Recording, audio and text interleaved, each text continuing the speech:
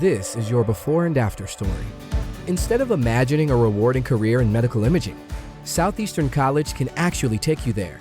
Prepare for a career in ultrasound, radiology, and X-ray technology. With hands-on specialized training, simulations, and real-life experience with the latest imaging technology, you'll be ready to play a vital role on any healthcare team. Transform your life by helping others. Southeastern College. Your future is bright. Visit scc.edu to get started. Welcome to Good Advice Givers, the podcast where real stories meet real solutions. Whether you're leveling up in life, navigating your hustle, or simply looking for wisdom that works, you're in the right place. We bring you straight talk, actionable tips, and uplifting conversations to help you grow in mindset, money, and motivation. Don't just listen, tune in weekly, download your favorite episodes, and if you love what you hear, donate to support the mission. Your support helps us keep sharing the good advice that changes lives. We're building a community of thinkers, doers, dreamers, and believers, and we want you in it. From interviews with entrepreneurs and creatives to personal reflections on real-world challenges, every episode is packed with practical value. Ready to grow with us? Let's get into it. You know that moment, something big happens, or, well, maybe might be happening, and you just get that urge, Grab your phone, type it straight into the search bar. We all do it. Absolutely. It's basically our reflex now for understanding what's going on. What does it all mean? Well, today we're diving into a topic that clearly sparked a lot of that exact kind of curiosity. The passing of Pope Francis in 2025. Yeah. And just the wave of questions that follow an event like that. So momentous. Exactly. And we're trying to look, a bit deeper than just the headlines, aren't we? We've got the news article, sure, the formal story. Right. Maybe even more interesting, we've looked at the raw stuff, the unfiltered questions people were actually typing online. Yeah, those search queries, things like, next pope or conclave, they give us this amazing, real-time picture of what's genuinely on people's minds. So our mission here really is to get past just reporting the news and really understand the main things people were interested in, concerned about when thinking about the pope's passing and, the whole papal succession thing. It was fascinating, right away, is just how many questions were laser focused on Pope Francis himself. Really direct stuff. Like what specifically jumped out at you? Well, the most common ones were incredibly blunt. Pope Francis' death. Did the Pope die? Even just, is the Pope dead? Wow. It just really shows that basic human need for, immediate factual answers when things feel uncertain. It's quite striking, isn't it? It's not just vague worry. It's a hunt for a yes or no. Precisely. And you see that urgency ramped up in searches that pin down dates like Pope died 2025 or did the Pope die on Easter? That kind of specificity, even when, maybe there wasn't official news yet when they searched, it just highlights how fast information or maybe misinformation can spread and become this focus point online. Right. People are trying to nail down a moment in time, even if the details aren't fully out there yet. And it wasn't just the immediate life or death question, was it? Health concerns were popping up too. Oh, yeah, definitely. Searches for Pope Francis' health were pretty common. And we even saw specific terms like pneumonia showing up. Now, obviously, it's crucial to say a search term isn't a diagnosis. No, of course not. But it absolutely reflects worries that were floating around or maybe rumors people were trying to check out. So, okay, we can't take those as medical fact, but they point to a specific area people were worried about. And really underneath it all, just the sheer number of, is Pope Francis still alive? Searches. Yeah. It just hammers home that central question, driving so much of that initial curiosity. And it wasn't just about the present moment either. There was also a noticeable interest in the timeline of events. Even hypothetical ones. What kind of timing questions were you seeing? A lot of, when did Pope Francis die? Whoa. What time did the Pope die? What day did Pope Francis die? It's almost like people are mentally bracing themselves for the news, trying to fit it into a specific structure, even before anything's official. That's a really good point. It's like a collective attempt to build a timeline in their heads. And that focus on when also stretched to his time in office, didn't it? Exactly. Searches like, how long was Pope Francis Pope? And when did Pope Francis become Pope?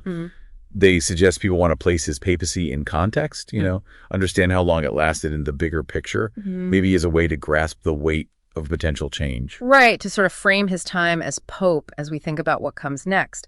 But the searching definitely didn't end with just questions about Pope Francis. There was a very clear, very quick shift towards the future. Oh, absolutely. The focus snapped pretty fast to who might succeed him. The searches really showed that anticipation, didn't they? I mean, phrases like who will be the next Pope, new Pope, who's the new Pope? They were everywhere. And then even more specific ones like who will be the next Pope after Pope Francis and who will succeed Pope Francis? That succession question was obviously huge. It's a remarkably fast pivot, isn't it? From worrying about the current Pope to intense guesswork about his successor. Yeah. And tied right into that is how often the word conclave popped up in searches. Conclave. Okay. For anyone listening who might not be totally sure, can you give us a quick rundown? What is that? Sure. So the conclave is the traditional and very secret meeting of the College of Cardinals. Got it. They get together specifically to elect a new pope. It's this ancient ritual, super strict rules about secrecy and, the famous white smoke signaling they've picked someone. Or the white smoke. It all creates this moment of intense global focus. Okay. So not just some casual vote, it's a specific historical process. And people were also digging into the timing of this conclave too, right? Absolutely. Tons of queries like, when will the next pope be elected? When will the conclave begin? When does the conclave start? And even, how long does it take to elect a new pope? This shows people get that picking a new pope isn't instant.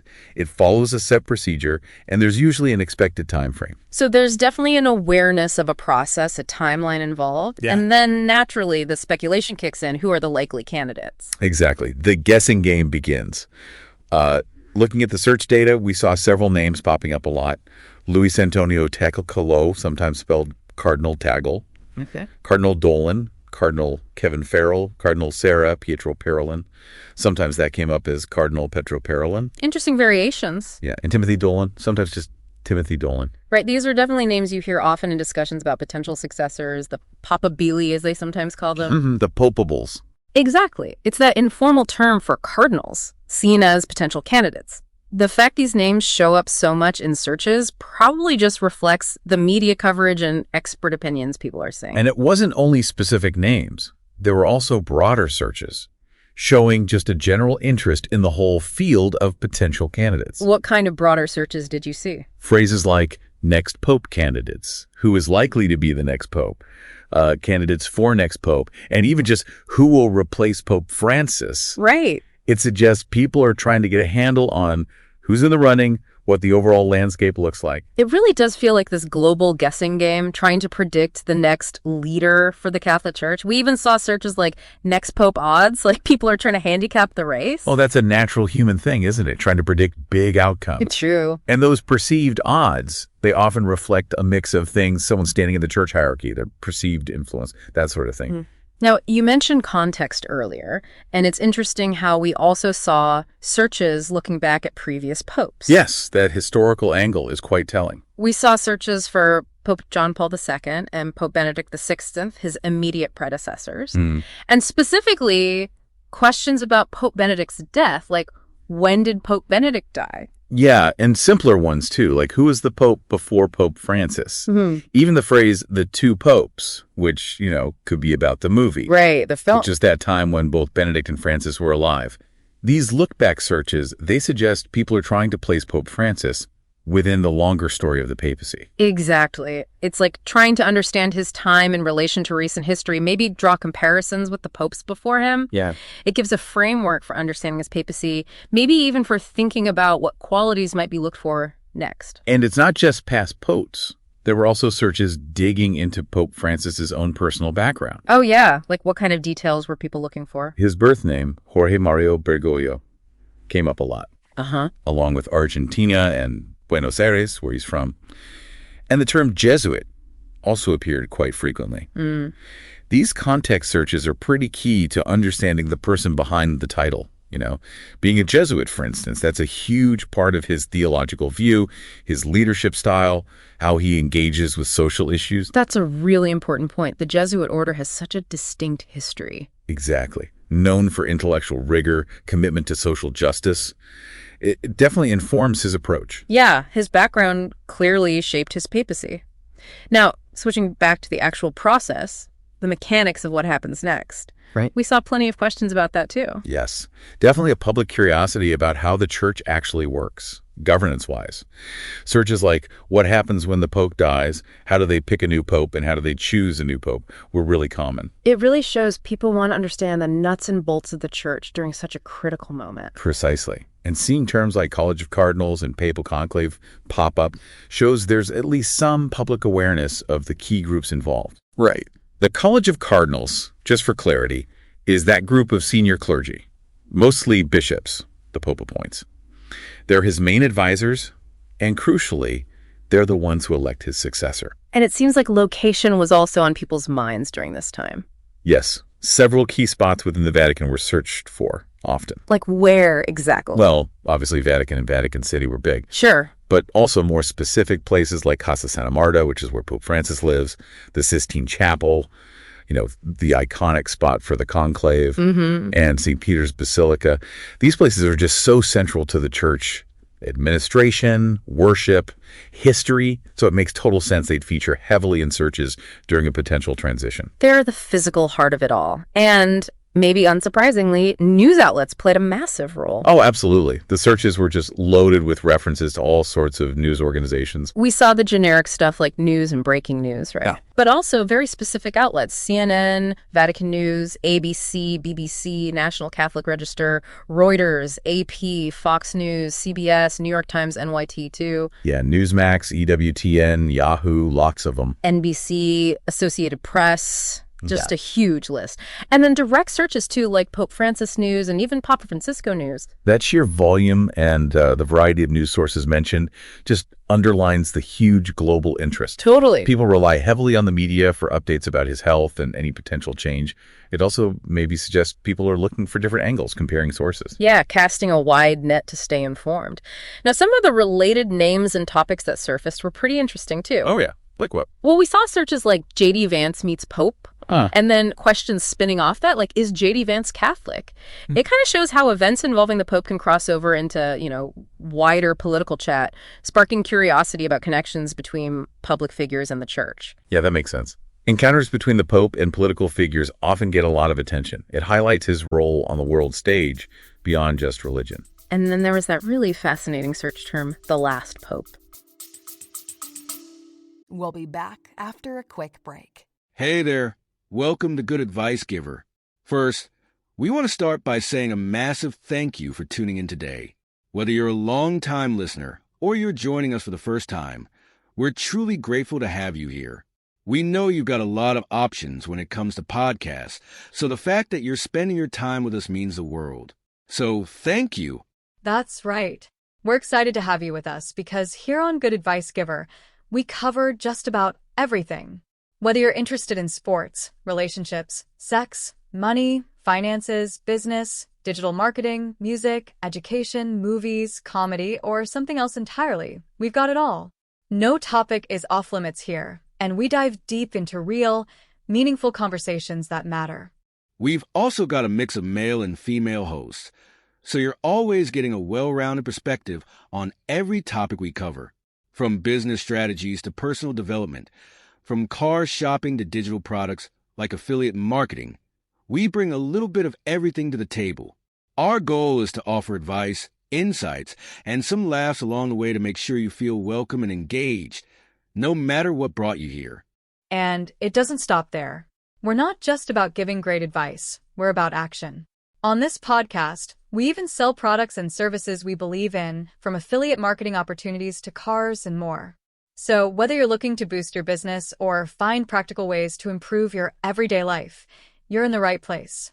As always, we want you to stay connected with us. Be sure to download this episode so you can listen anytime, anywhere, whether you're commuting, working out, or just relaxing. And while you're at it, follow us on social media. We're on Instagram, Facebook, Twitter, you name it. That's the best way to stay in the loop for upcoming episodes, behind-the-scenes content, and even giveaways. And don't forget to subscribe to our YouTube channel. We're posting extra content there, including video podcasts and deep dive discussions you won't want to miss. Be sure to like, comment, and subscribe, and let us know what topics you want to hear more about. Lastly, check out the link below in the description for exclusive offers, resources, and more ways to connect with us. We're here for you, and we can't wait to bring you more valuable content. Thanks again for tuning in to Good Advice Giver. Let's get started. The last pope. Yeah, that likely taps into all sorts of prophecies, maybe more esoteric stuff. Right. Reflecting a more, let's say, unconventional kind of curiosity about the papacy. Connecting to those old prophecies and ideas. We also saw a lot of searches that felt more personal about Pope Francis himself. What kind of personal things were people looking up? Things like Pope Francis quotes, his teachings, his age, Pope Francis' age, even Pope Francis' net worth, which always seems like a slightly odd one in this context, but it pops up. Also searches about his recent activities, Pope Francis' last appearance, his final words, Pope Francis' last words, and even the pretty somber question, where will Pope Francis be buried?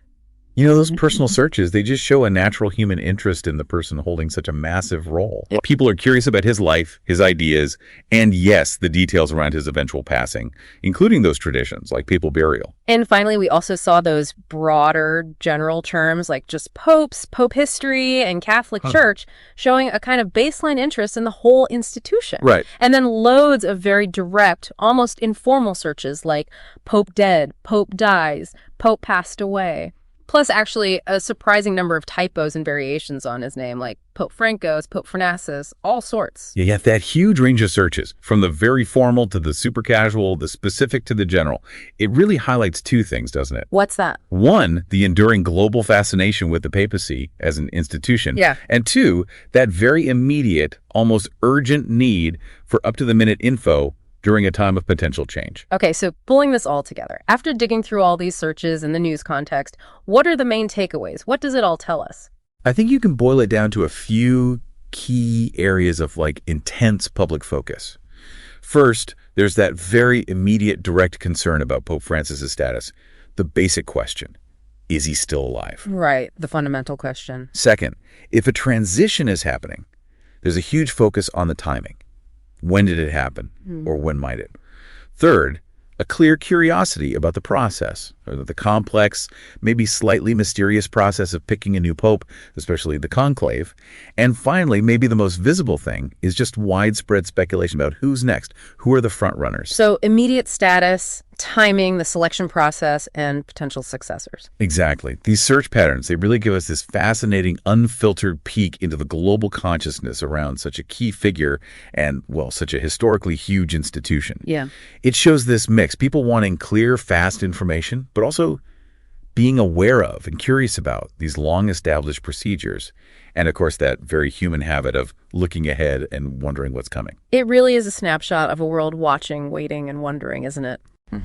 So maybe for everyone listening, as you keep following the news, maybe doing your own searches, just think about the incredible historical weight, the global impact of choosing a new leader for over 1 billion people. Yeah. It's this ancient process playing out right now in our super modern, super connected world. Hopefully this deep dive has given you a bit more insight into the kinds of questions being asked and maybe why they matter. You know how sometimes a big question pops into your head and, well, the first thing you do is grab your phone and type it into a search bar? Oh, absolutely. Happens all the time. Well, today we're diving into a topic that's clearly on a lot of minds right now, Pope Francis. We've been looking at what you've actually been searching for, the news headlines you're seeing, and the terms that are really spiking things like conclave, next pope, even specific names of potential successors. Right. It's fascinating, really, to see this real-time snapshot of, well, public curiosity and concern. Yeah, and our mission here isn't just to, list what's out there, but to really try and understand what it all means, to get beyond the simple headlines. Exactly. And we've certainly observed a significant number of searches focusing right on the Pope's well-being. Yeah, what kind of things? Queries like Pope Francis' death, or did the Pope die? Even just, is the Pope dead? They're appearing really frequently. Wow, very direct. Very direct. And these questions, they really highlight a fundamental need people have for just current information, straight answers. Okay, let's maybe unpack this a bit.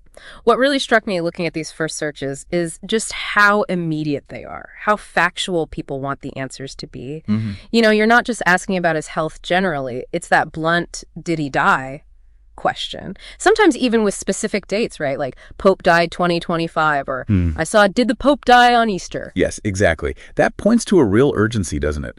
A desire to know the situation now. Definitely. And this immediacy, it suggests people are looking for definitive answers, probably in what feels like a really fast-moving news cycle. And we're seeing health concerns too, right? Not just the life or death question. That's right. Related health concerns are surfacing. Searches for Pope Francis' health generally, but also specific things like pneumonia are appearing. Okay, but just to be clear, seeing pneumonia in a search doesn't mean that's a confirmed diagnosis or anything. Oh, absolutely not. But it does show maybe a particular concern or rumor that's circulating, something people have heard and are checking. Gotcha. And really, at its core, the sheer number of searches for, is Pope Francis still alive?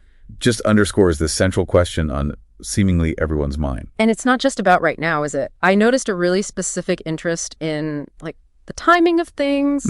Explain that. Well, queries like, when did Pope Francis die? What time did the Pope die? Even what day did Pope Francis die? They're really common. It's almost like people are trying to pinpoint a specific moment it might have happened, even though, there's been no official announcement of anything like that. That's a really interesting point. It's like preparing for the information almost. And this focus on the when, it also stretches to his time in office, doesn't it? Yeah, I saw that too. Searches like, how long was Pope Francis Pope and when did Pope Francis become Pope? Right. Which suggests maybe a desire to understand the duration of his papacy, perhaps as a way to contextualize any potential transition. Yeah.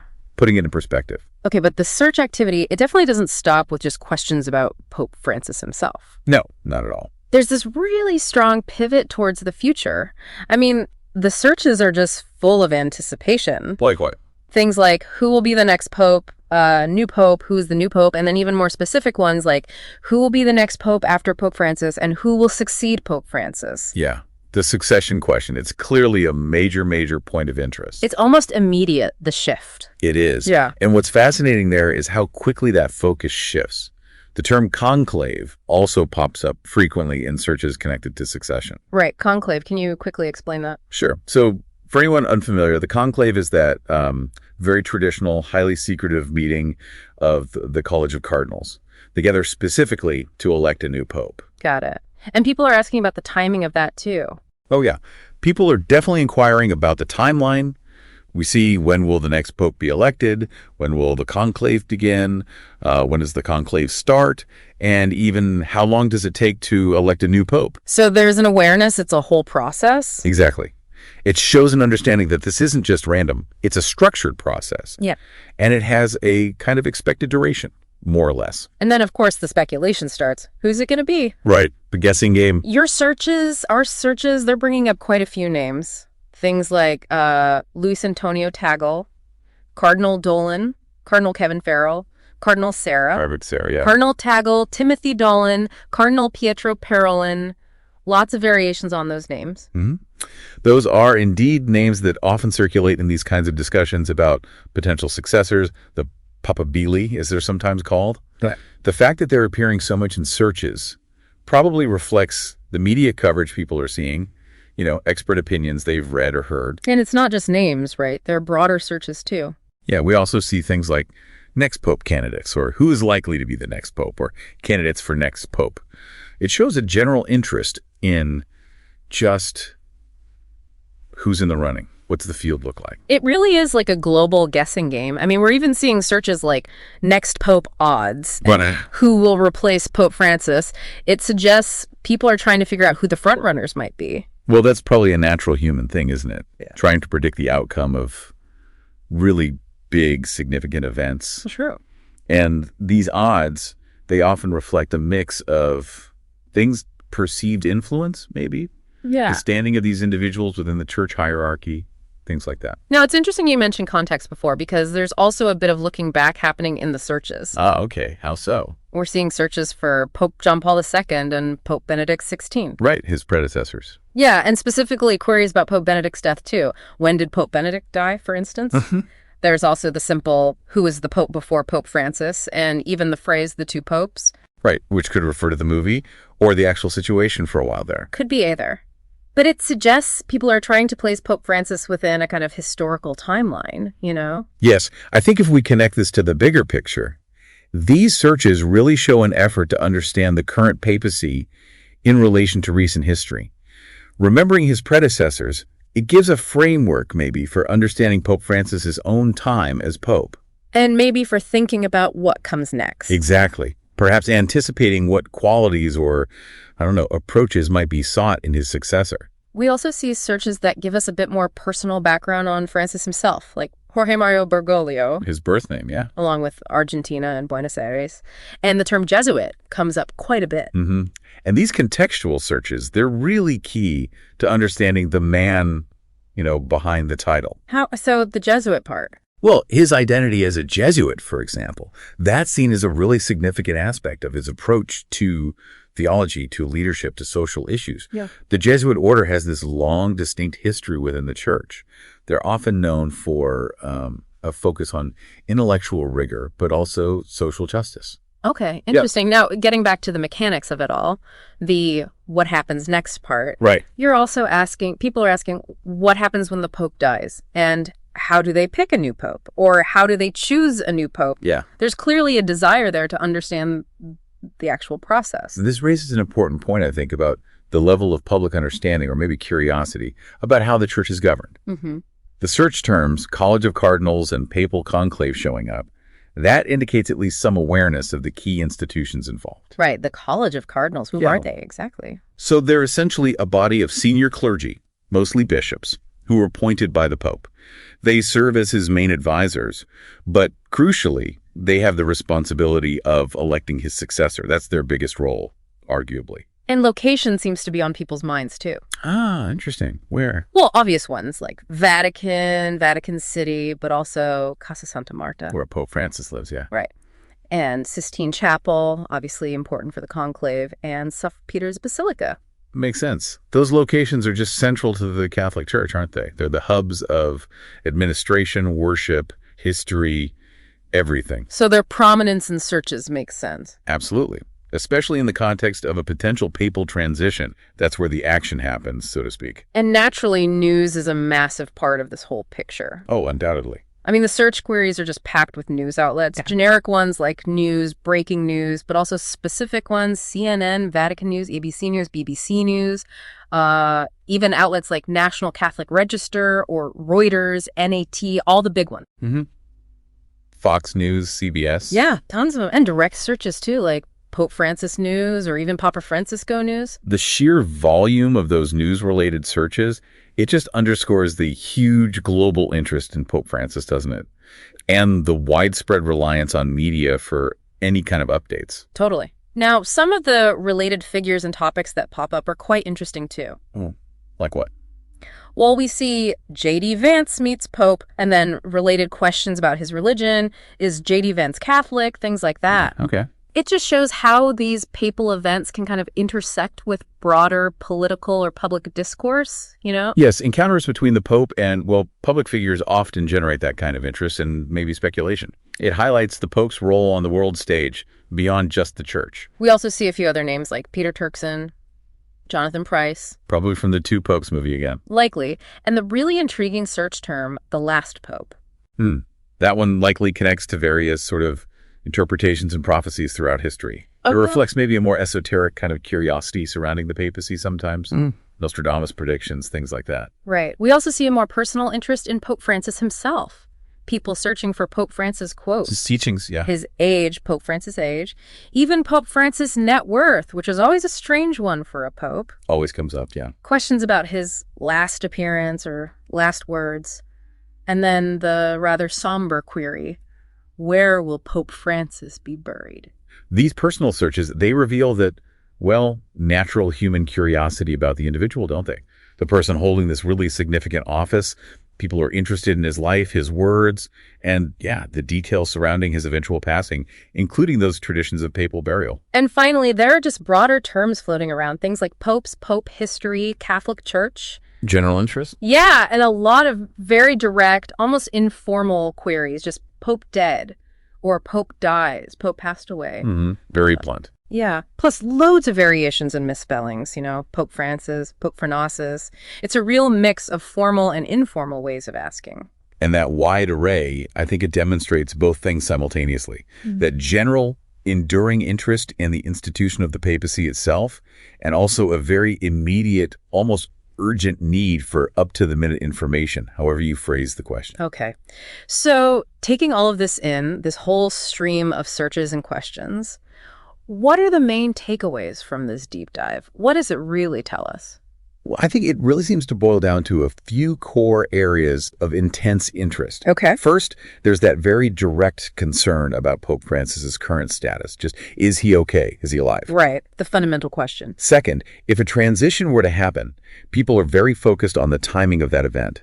When did it or when might it occur? The when. Got it. Third, there's a real curiosity about the intricate process of selecting a new pope, particularly that whole mechanism of the conclave. How does it actually work? And finally, maybe most prominently in some ways, there's just widespread speculation about who the potential successors might be. Who's next?